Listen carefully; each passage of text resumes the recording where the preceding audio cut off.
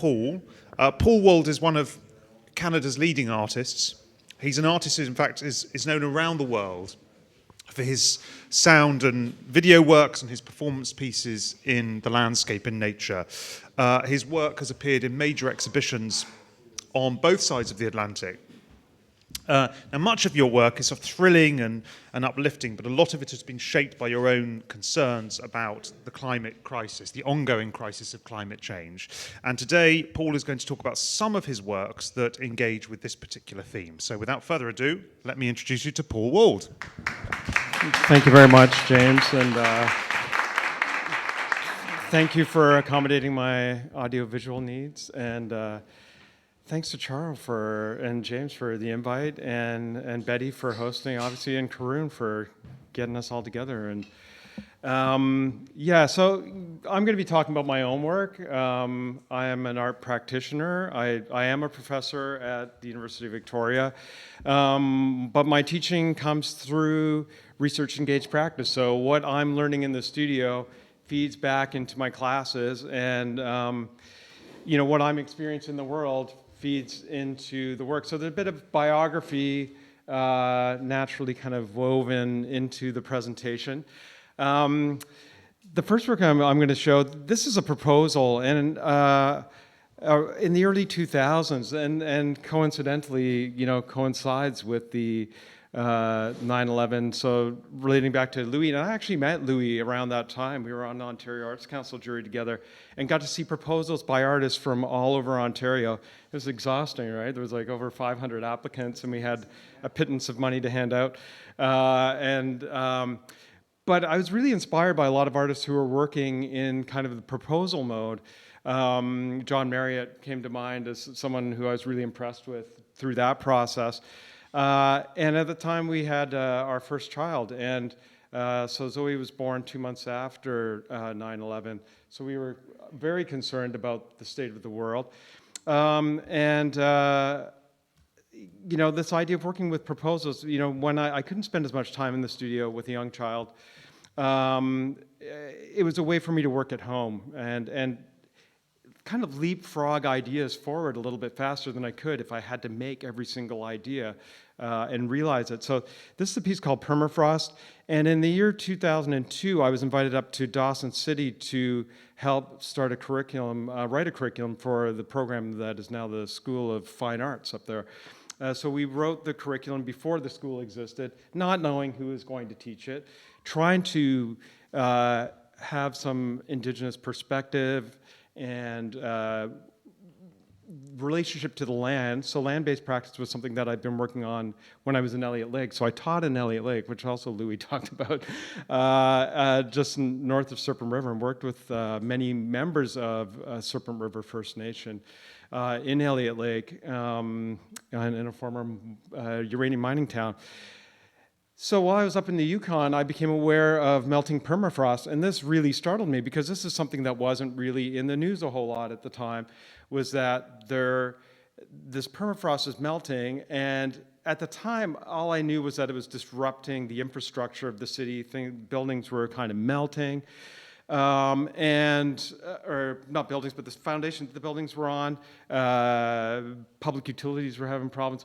But then I read, pretty quickly that there's vast stores of carbon in this Arctic landscape, far more than we as humans have produced.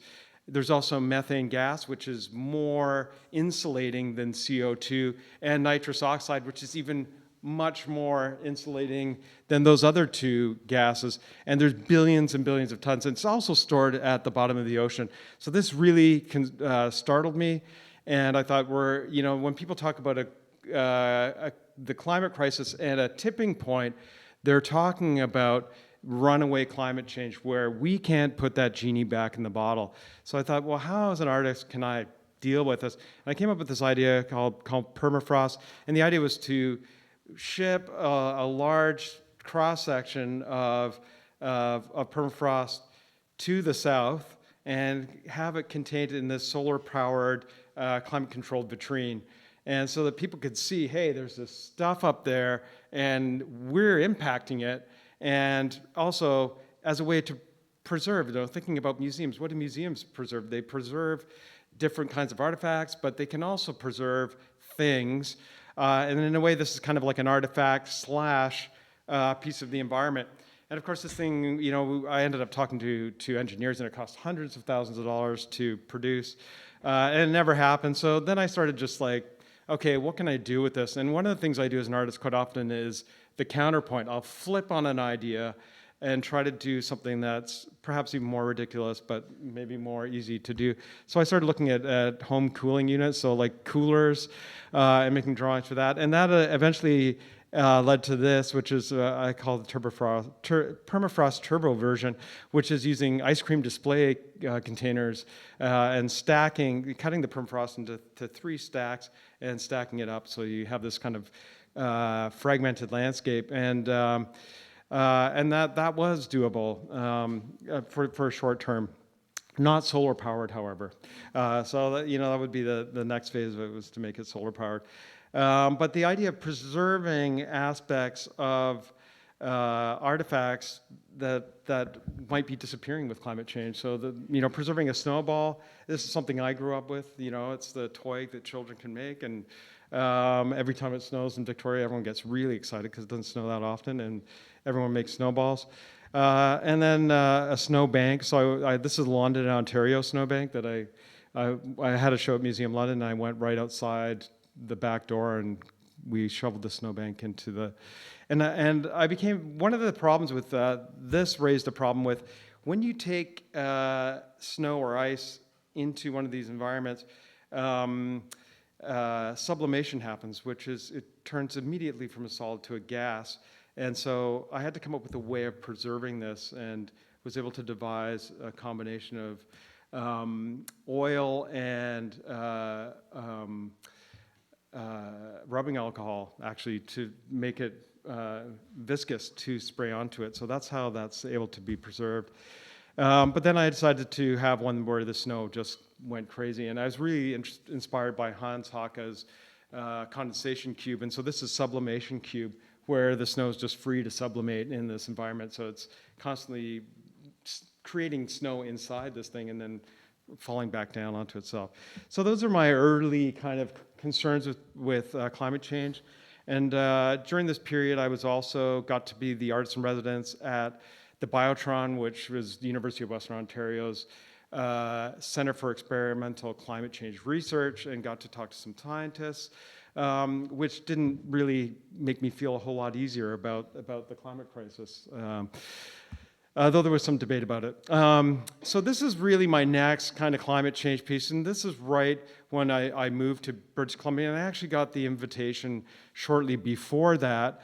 I was in Ontario and got a phone call from Caslo, and the curator there, Kira Lynch, invited me to present an older work, which was my first work where I combined music and visual arts. So just a little background.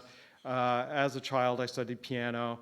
I played in rock bands throughout high school and university. I lived in New York and played around the clubs there, but kept music and art separate. And I was working at a gallery in New York, and the dealer there said, for God's sake, whatever you do, don't let them know that you're a musician. They just, if you're going to be serious in arts, they just won't take you seriously. And then, several years later, I thought no one's taking me seriously anyway, so I don't mind really putting these things together. And that sort of led to this confluence of music and using music as a cultural reference, really, as a signifier. So when people see musicians, there's already the idea of that something cultural is going on. And in this case, so in this piece, inspired by Kira partly, she invited me there to Caslo, and Caslo is near the Kokanee Glacier, and I said, I'm really interested in climate change. Let's make a new work. I don't think we're going to be able to present this older work. If we do a new work, maybe I can raise some money and we can do some kind of a performance. And she said, well, if you want to do a piece about a glacier, we need to go to Jumbo. And the Jumbo Glacier Development Project was this 30-year proposal that the NDP government worked with the Jumbo Glacier Development Corporation, which was what it became, to build a year-round high altitude ski resort community on this is the Farnham Glacier, which is one of the 5 glaciers in this area. And one of the problems being is that this happens to be a sacred site for the Tanaka people. It is the place where this grizzly bear spirit goes to dance. It is also one of the remaining sort of connecting points for grizzly bear habitat. So that if they were to get rid of this habitat, grizzly bears would have been cut off from one another from around the region. And so this is highly contested. The people were fighting this for over 25 years. And thanks to Kira, she brought me into this, this fight. And I said, well, I know you want me to, the piece that you did want to do had something to do with music. I'd really like to score something again. I'm not really a composer. I'm an artist who composes. So, I'm very much an amateur in this realm. And I thought, I'd like to write something for an orchestra and choir. How difficult could it be? And, I found out that it is extremely difficult, but did it. And I decided that I should just back up a little bit. As we decided we were going to do this project, the Liberal government in BC, which shouldn't be confused with the Liberal government anywhere else in the country. This is, they're more like Republicans. They announced the approval of the development project. So all of a sudden we were like, okay, we're going up there to do this project about the glacier, climate change, mentioning the development project, and there might be bulldozers on the glacier building a ski lift by the time we arrived there. So we were quite startled. But I also decided, hey, I want to use this text somehow in the piece. And, we were trying to figure out, I was trying to figure out, how can I reference traditional requiems, which are in Latin, and this press release. The time was ticking. We originally thought we were going to do this in 2012. We ended up doing it in 2013, but at the time I thought I was doing it in 2012, so I was really trying to get this thing done quickly. And I said, I'm just going to stay up until I figure out how to put these two things together. And I think it was, just when I got tired enough, I realized, hey, why don't I translate this into Latin? How difficult could that be? And fortunately, the fellow who ended up conducting the piece, Aitani Chava, he conducts the Victoria Symphony, or UVic Symphony. He had a friend in Hungary, and I sent it to him, I emailed it to him, and the next day, it came back translated into Latin. So I was like really relieved, and this became a corner, sort of a central part of the libretto. And I love the fact that most people couldn't understand it, and because if you read it even in English, it doesn't make a whole lot of sense. So so we ended up doing this site-specific performance, and I really think of the performance as a discrete piece. We did this on, I believe, July 27th. 2013, and brought, I should say this group was made up of environmental activists, artists, students, and volunteers. So everyone who's playing in here, except for a couple of professionals, are volunteers, and they all believed in this fight against this development project, which really galvanized the people on both sides of the Kootenays. And but this is one of the first times that people on the East Kootenays and the West Kootenays came together. Just to circle back on art and propaganda, I worked very closely with one of the environmental groups, Jumbo Wild, and their parent group, Wild Sites. And they had a blockade, so we had to go past their blockade to get up there. And they wanted to know, what we could do with this piece. And I really felt that art had the opportunity to speak to a different group of people than perhaps they were reaching. Everybody in those communities had already had a position on this issue. They were either for it or against it. They were either skiers or developers, or they were environmentalists, or people who just cared about the environment or liked to go hiking there. So and because I've been going for 25 years, whole generations had grown up with this fight and had strong opinions one side or the other. So I thought we need to kind of get this outside of this region. People in Vancouver need to know about it. Maybe people in other countries need to know about it, and they can put pressure on the government. And so what I said, I don't know how successful this is going to be, because when I make art, I never know who's going to be the ultimate audience for it. I never know what the long-term impact is. But I said, art generally has a longer tail than traditional forms of protest. So I don't want to protest. I don't want to be in opposition to something. I want to create something that speaks in a different register, something that can be poetic, something that invites people to think, that invites thought processes. And I think that that's very different than protest or propaganda. It's not black and white what's going on here. I'm presenting information and trying to do it in a poetic way. And this was something that I hadn't really thought about at the time, but in the process of making it, this is a 40-minute piece. And originally I thought people would come to the gallery, they would stay for a few minutes and then leave. And what I discovered was people would come, if they arrived in the middle, they would stay till the end, and then they would watch it all the way through again. And this was shocking to me, but very pleasantly surprised, and really interested in this idea of giving people time and space to think. And so I think, in a way, this is also in opposition with the disposable culture of social media, where you're scrolling past things at this frantic rate, trying to glean some kind of information in 100 words or less. Here you are in this rather abstract piece of information for 40 minutes to contemplate this. And so I'm going to play a little clip of what some of the music sound like, hopefully.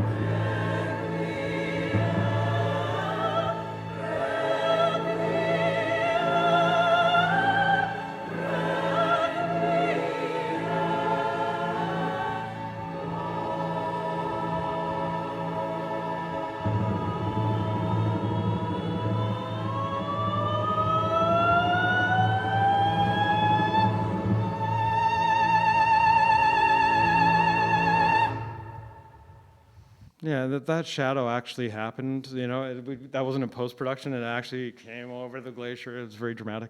And so in this movement, they're kind of evoking the name of the glacier, and the notes are actually based on the word jumbo. And so I like this idea of embedding kind of ideas into the actual music as well. And the third movement is actually based on the climactic readings of that area. So we took I took the Environment Canada readings and took the average temperature for each year and gave it a note, applied a note to that. And so what happens is you hear notes going up and down. Some years are hotter than others, some years are cooler, but the overall trajectory is up. And you get this kind of anxious feeling when you hear pitches rising.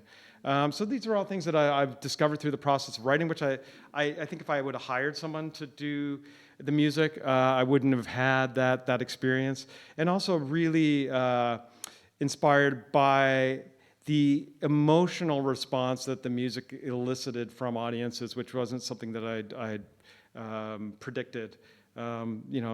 Sometimes I'm not the swiftest when it comes to my own work. I have to experience it for myself and then see how audiences react to it. But it's all part of the learning experience. So this is the 2-channel video installation that subsequently used some of the footage from the site-specific performance, but really is a standalone piece. The performers are only on screen for maybe 10% of the time. The rest of the time, it's focusing on what I call performative vignettes and some animations that are within it. This large, sort of almost like Malevich's black square that hovers in front of the landscape, kind of canceling it, and it actually at some one points grows and eclipses the entire landscape. What time am I supposed to be done? Are we going to be? All right. I'm going to skip ahead so I can. Subsequently after this, I was invited up to Anchorage, Alaska, by the Anchorage Museum to take part in the Polar Lab residency. It was primarily the invitation came from my work on Requiem, and Julie Decker, who's the director, still the director up there, she wanted to fly artists, international artists from all over the world, to different parts of Anchorage, or not Anchorage, to different parts of Alaska to look at climate change. And they were going to take me to this little village that was sinking into the ocean, which I really wanted to go to, but the weather was so bad we couldn't fly in. And so I ended up going back to Anchorage, and I thought, I want to make something about it. Anchorage is just as exotic as anything I've ever seen. And I wanted to work with local musicians and artists and collaborate in that way and try to do something around the community there. So this is a park, Glen Alps, that's right within the city limits of Anchorage. Everyone goes there bike riding and hiking. And this little mountain is Little O'Malley. And one of the effects of climate change is high altitude ecosystems are being displaced by low altitude ecosystems. As it warms, the permafrost in those mountains is melting, and that is making it possible for things like black spruce to move up the mountain to areas that they formerly couldn't live in. And these alpine ecosystems are quite small. Think about how a mountain is kind of conical. The bottom of the mountain's big. As you move up, it becomes exponentially smaller. So these are quite endangered. They have unique species that are adapted to living in these more formidable environments. And what we're having now is this change. And so I wrote a small piece that. Where I took the location of each plant, and each plant becomes a music note for a string quartet and voice and percussion. And so what ended up happening with this piece was kind of an exercise in different kinds of scoring. So I became really interested I am still really interested in the work of John Cage, Morton Feldman, people who are working with graphic notation. So the percussionists get this edited version where they're playing a specific species. And then there's standard notation, which is your typical music notation. So this is the graphic notation. I believe this is for the glockenspiel part. No, this is the cymbal part. So I'll play a little clip of that, perhaps. So I can do it. Oh, it's going.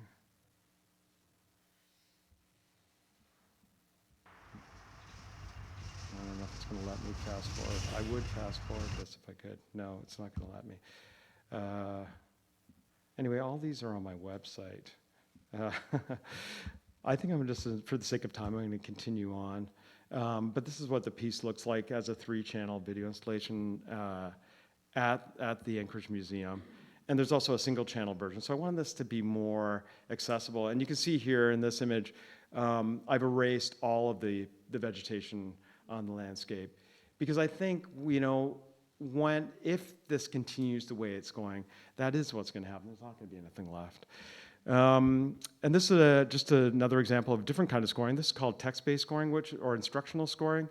So there's different ways of scoring music. You can write traditional notes, you can give instructions, or you can do graphic notation. So I'm working with all 3 of these in this series of 11 videos that we made in 1 month in residence in and around Anchorage. So Ice Record. We'll see if that'll play.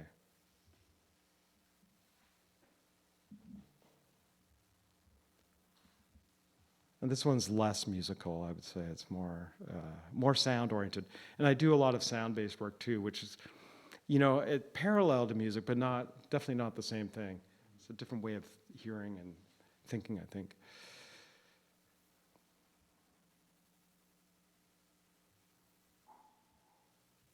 Yeah, I'm not sure why the player isn't coming up, because I would fast forward.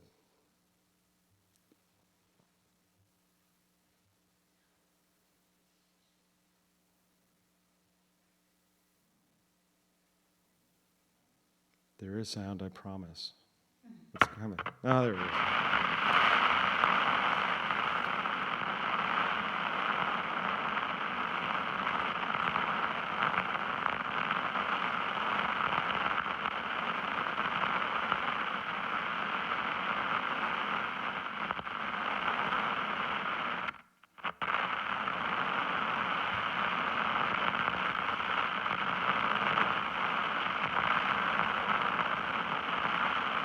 So every crack and crevice on the ice, the surface of the ice, becomes audible. Even some of the snow that's on the ice, you can hear.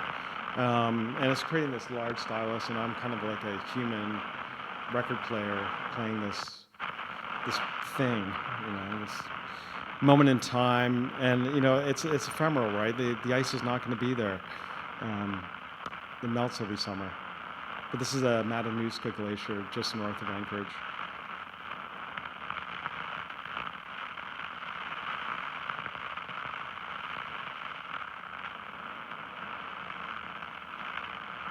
And I just want to say that when I make these things, I don't know how they're going to be received. I don't know what the impact is going to be, whether it's going to have some societal change or not. But sometimes things do happen, and maybe in question period I can talk a little bit about what happens with Requiem subsequently. So I'm going to forward ahead. So here's dance number 1. A group of dancers dressed in winter attire and footwear perform a scene from a previously performed ballet. The dancers' movements and contact with the environment is amplified. So they're dancing on ice that is kind of crumbling beneath their feet. And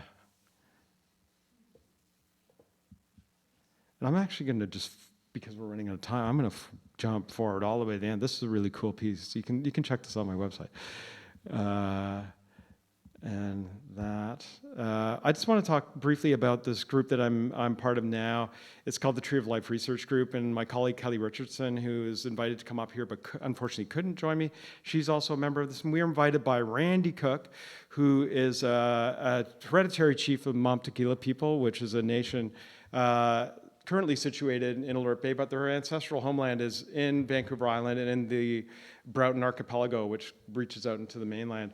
And we've been taking a series of research trips starting last summer. And this image shows one of these large trees. And this is forest researcher Suzanne Simard. And Suzanne is part of this group. Suzanne pioneered research in tree communication. And so she wrote a book called Finding the Mother Tree that's being turned into a Hollywood movie starring Amy Adams as Suzanne. And we're really interested in this coming together of science and art. So Randy kind of constructed the group. And what we're trying to do is look at indigenous knowledge, look at science, look at art, find ways for us to make cultural, utterances about these issues and somehow change the culture. And I think that is the role that artists can have. We can go against this, perhaps. This is the Fairy Creek protests that were taking place last summer, where the RCMP were tear gassing peaceful protesters that were trying to protect old growth forests. The work I'm working on is an opera that we're going to perform hopefully next summer, partnering with Pacific Opera Victoria. So some of the research that I'm doing with the Tree of Life group is informing the work that's going on with the opera. And, we're seeing the opera, I think the opera company for sure is seeing it as a form of activism or artivism, maybe. Trying to think about ways that we can work together. Indigenous people have lived on these lands for over 10,000 years. And one of the really inspiring things about that is that they lived in a generative way in the landscape. They weren't taking from the landscape, they weren't extracting. They lived in not just a balance, but in a generative way. So their activities as humans on the landscape helped create the ecosystem that they benefited from. They were very, very productive and very, very, there was a profound amount of abundance around them. Food was all around them, and they orchestrated that by working with the land, creating habitat for bears, choosing allowing the largest salmon to go up the river, not, controlling how they harvest the salmon. And in turn, the salmon helped feed the forests. So the bears would pull the salmon into the forest, and the nitrogen these are very nitrogen poor lands. The nitrogen from the salmon would fertilize the trees, make them grow faster. And the cedar trees the cedar tree is the tree of life. The cedar tree is the tree where they got all their, the bark to make their clothing. They were able to sustainably harvest planks of wood off a living tree, so not taking down the whole tree, taking a plank off it, and they used that to build their, the big houses. So this is us last summer with Randy going up, and this is the last remaining stand at the very end of this valley in his territory. So they've cut everything. And while we were there, you can see there's a little ribbon in the background, and that is them road building. So they were blowing up trees and trying to get at this last remaining bit of old growth. And there's only 2.7% remaining of the old growth left. So when I started working on this project, there was 5%. Now there's 2.7 in the last 3 years. So that's the rate of destruction that's going on. And James, are you giving me the... All right, well, we'll call it there. Okay.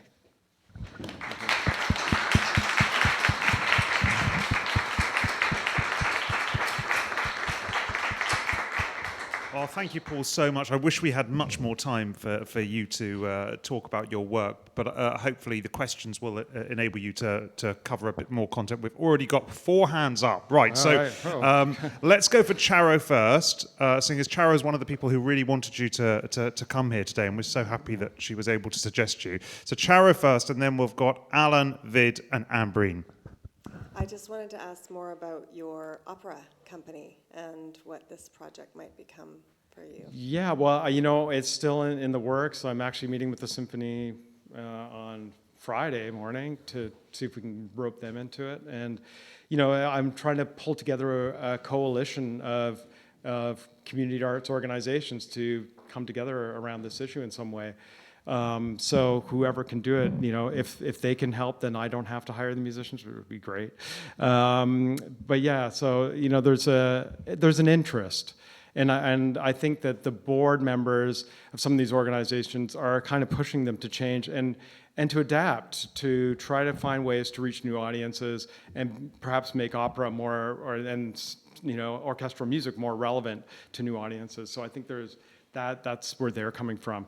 They know that I'm not a capital C composer. They know that I'm an artist who composes. I'm getting better, but I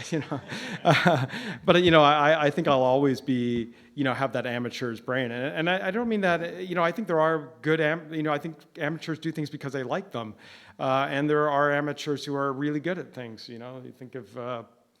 Amateur pole vaulters in the Olympics and stuff. They're really good at that stuff. So, there's still hope for me, I think. Did I hear you right, though? Did you say opera company? Or yeah, Pacific Opera Victoria. Okay. Is the opera company. And you will create an opera based on your research here. That's what I'm doing. Okay. Yeah. That is correct. Yeah, making it so it'll kind of be like a continuation of what I started with Requiem. Creating a work of orchestral music that has a vocal component to it. Yeah, and then probably using different kinds of scoring methods too. So they're going to be subjected to some instructions that'll tell them to do something, and not necessarily a written notes on a page. So yeah. Paul, I must say, you were doing a musical piece yesterday, weren't you, at Whaling I Station was Bay? doing And I'm this, hoping we can persuade him to come back for the premiere next year. Yeah. Alan Antliff. Yeah. Thanks very much for sharing your work, Paul. It's Thanks, very Alan. inspiring, and I love your trajectory. It's such an appropriate trajectory to enter into a relationship with an Indigenous community around issues of the environment, and the wisdom you shared in relation to that. And I was intrigued by, I'd like to learn more about how that has impacted on your work retrospectively. How are you thinking about the jumbo work in particular? Because you said you're working with environmentalists, but of course there were Indigenous communities involved in that resistance too. Right. And just as a caveat, I've been involved in the Fairy Creek resistance and know a lot of people who have been Did you get subjected busted to the out there? brutality. But you may not be aware of this, but some people in that community have produced a wonderful zine called Creeker, I haven't which is seen it. filled I'd with love to see it. poetry, Yeah. drawings, and all sorts of creative ways in which they're giving voice to their resistance in ways that I think resonate very much artistically. Yeah. Yeah, so I can speak a little bit to the first, looking at Requiem. I think definitely when I was coming out here, I didn't have a relationship with the Indigenous community, and it's taken 10 years. And that's one of the, I kind of had this idea early on to do some kind of old growth, work around the old growth, but I didn't feel right about entering into those territories until I had a relationship. The Jumbo, the Requiem for Glacier is a little bit different in that I had an invitation to go there to do something. And I did talk to, so Troy Sebastian was a student. I don't know if you ever met Troy. He was in the writing department. Sometimes he teaches sessionally now still. He lives in Victoria. There was the Gatmuk Declaration. So Gatmuk is the Tanaka name for the Jumbo area. So usually I refer to it as Gatmuk. And they wrote the Gatmuk Declaration, which was a legal document that they took to the Supreme Court in BC and subsequently to the Supreme Court, the National Supreme Court, Supreme Court of Canada, to try to get recognized as a spiritual place, and basically have it off limits to any form of development. And that was struck down by the feds, not surprisingly, right? Because it would have opened up all kinds of new, because there's so many sacred places that have been decimated by development. Yeah, so I think definitely my relationship is very different today, but I think as an artist, that's what you do. You have to. Even as a writer, right? You're at a certain point in your research, and you must publish at some point, right? So you do that, and then for me, rather than going and revising the older works, it's I'll try to do better next time, and so I think that I think I have a much deeper understanding of the environment and the complexity of some of these issues than I did previously. I also think as an artist, I'm in a better position to speak to those issues. I'm hopefully a little more mature, and able to draw a wider range of connections, which I think enriches the work in many ways. And one of the things I just want to quickly say about the Jumbo Glacier Development Project, I did mention that it was defeated. In 2020, I got an email from Tanaka First Nation inviting me to a ceremony which I couldn't attend. announcing that the BC government had created a environmental stewardship with Tanaka First Nation. So they are now in charge of that land, and partly through a large donation from Patagonia, the clothing company, which paid off the developers. So, you know, maybe in some small way, the art played a role in that. I know that the Requiem was mentioned in the legislature by Andrew Weaver, and you know that hey, people are even putting orchestras to protest this stupid project. You know, let's get rid of it. So I know that politicians knew about it and perhaps didn't like the fact that their names were mentioned in it. So they're forever embalmed in this piece. That's incredible. Yeah. Well, Vid Simoniti. Yeah, thanks so much. I really loved all the pieces, and from what I've heard of the Requiem, it sounded great. It sounded like the it sort of had the sort of same tempo as at least parts of Mozart Requiem. It seemed to me. Yeah, I but was with a definitely. kind of- I got as many Requiem records as I could and just listened to them, and not that I was trying to copy them anyway, Yeah, I would say sonorally, that's what I was going for. I wanted to feel like the orchestration feel like a Requiem of some sort. Yeah, that with a kind of new dissonance though. So yeah, it really worked for me. But I guess I wanted to ask like a slightly provocative question maybe, which is that there's been, I guess, a discussion around cultural depictions of climate change, and there's been a sort of movement away from pictures of nature and of ice and the Arctic specifically, because initially those are the images that were associated with climate change in the public imagination, because that's where it's most visible.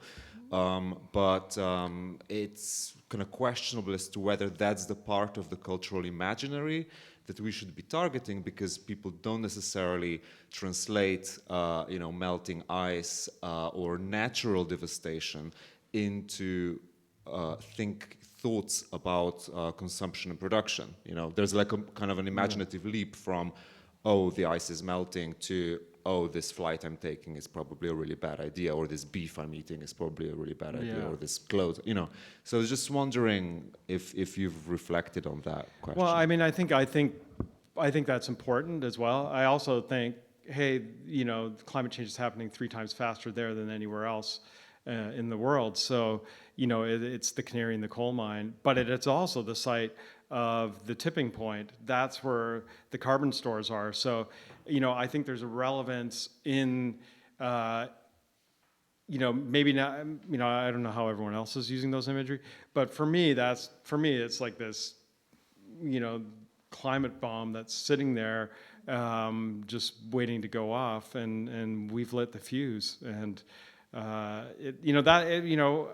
the fear motivation.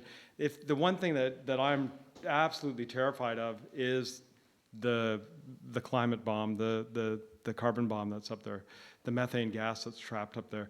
I know that vegetation will absorb a lot of it, because new vegetation will be able to grow in some of these areas. Forests will be able to grow up north. But it's we're talking. That's when people start talking about 7 degrees change. We can't even manage 2 degrees change. I mean, it's when 7 degrees, I just can't imagine what the planet's going to look like. So to me now, it's like I want to move beyond that kind of warning, because that was 8 years ago, to this idea of how can we reimagine the culture? What role can artists play in recreating a culture that has a connection to Indigenous values, that's connected to the land. So land-based cultural production. So you're, reflecting upon your relationship with the land, and trying to build. Do I sound like a kid talking like utopian?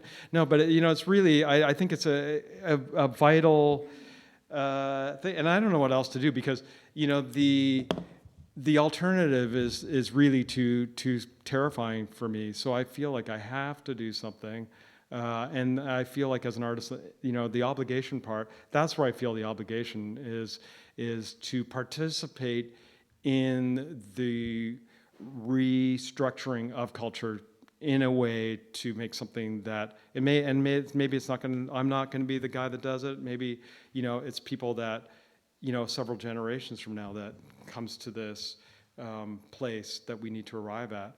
But we have to start somewhere, and I feel like that's where my focus is now. Yeah. Ambreen? First of all, thank you. Thank you for all the work that you do. It's you. really meaningful and impactful. And the story you just shared about Jumbo is, I think, really inspiring, that your work has inspired change. You mentioned a little bit about the partnership with indigenous communities. And I'm wondering if you can elaborate a little bit more on particularly the music making part. Yeah. So I saw images of, and I don't know if the right way to say it, but I'm going to say it in just quotation mark, colonial way of making music. Yeah, definitely. With symphony, Yeah. with ballet dancers on the glaciers. I'm wondering if you are considering bringing indigenous drummers or their own clothing. Yeah, I'm some collaborating colors with indigenous and dancers. Well, it's difficult. You don't. It's when I was talking to Troy about Requiem, particularly, and he, I told him what we were doing, and he said, "You're going to, so let me get this straight. You want to bring this orchestra up there?" And I said, "Yeah, I want to speak to other settlers in their own." Using their own tools, using their own things that they find culturally relevant in a way.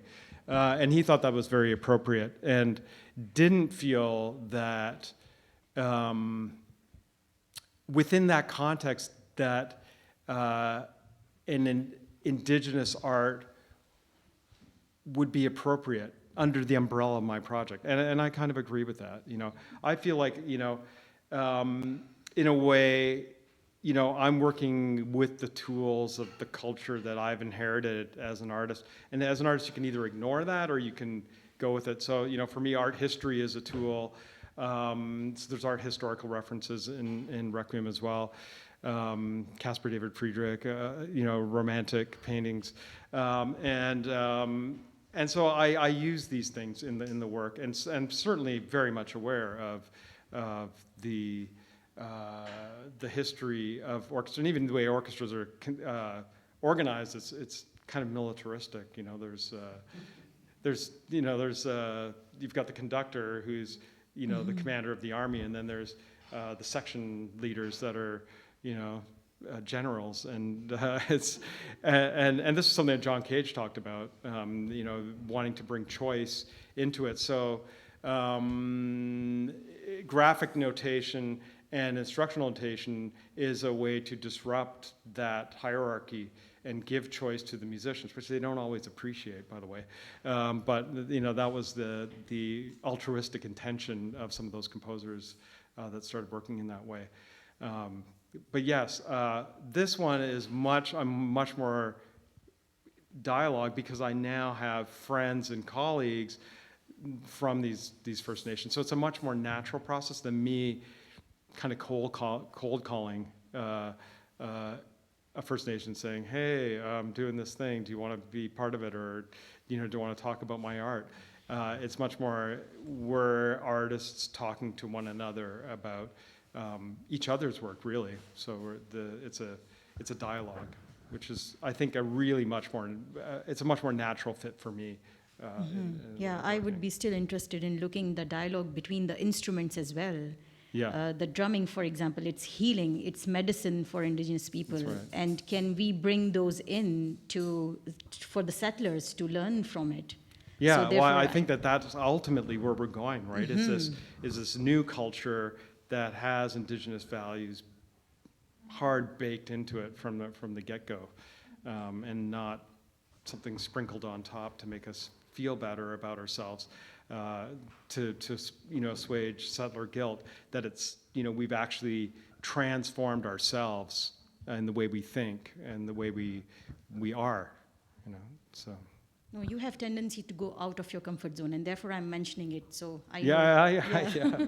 I love drums, by the way, and percussion. I like some of your comments James Fox, reminded me of what Parasol was saying yesterday about the indirect or the indeterminate effect of art. But sometimes it's not simple as just deciding what your artwork is going to be and having that effect. What I liked about what you were talking about is you're putting something out there and it's taking on a life of its own, and then you see what happens. I mean, but that happens, right? So, you know, I was thinking yesterday when we were talking about art and propaganda, you know, you know, when the CIA used Jackson Pollock's paintings as this, you know, expression of the freedom that America has, you know, and you know, so, you know, using culture, you know, as a kind of a propaganda weapon, which was the opposite of what those artists were trying to do. They were trying to make things that didn't have content that they thought could be used in a political way, because they'd suffered through the effects of, you know, propaganda in the Second World War, and they're coming out of that going, okay, let's make something new, let's focus on the medium, and then it still gets, you know, used in nefarious ways. So, you know, one never knows. So, We'll take one more question from Jessica Zierkin. Paul, forgive me if this is a sore spot, but I was curious about your permafrost works, those early sure, works. yeah. And I immediately started thinking about the giant mine up in northern Athabascan territory, where the permafrost is melting, and the industrial waste that's stored there needs to stay frozen. And so they've actually installed, you know, at huge cost, freezers to keep that site stable. And it's like a large-scale version of your pieces. In some way, yeah. And they're trying to keep the Fukushima water Are they? cold too. Yeah, Wow. it's I mean, the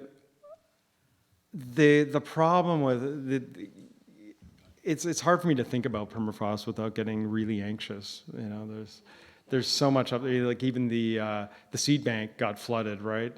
You know, which is supposed to be kind of the Noah's Ark of biodiversity, and you know, it's housed in this place that is never supposed to melt, and it did. So there's a lot of it's a massive problem, and there's going to be all this stuff coming up from all over the place, and never mind that with the bottom of the ocean, there's frozen CO2. It's frozen because it's under pressure and the temperature. But as the temperature rises in the ocean, the stuff's going to start bubbling to the surface, and there's way more carbon stored there, and methane, mostly methane, than humans have produced. So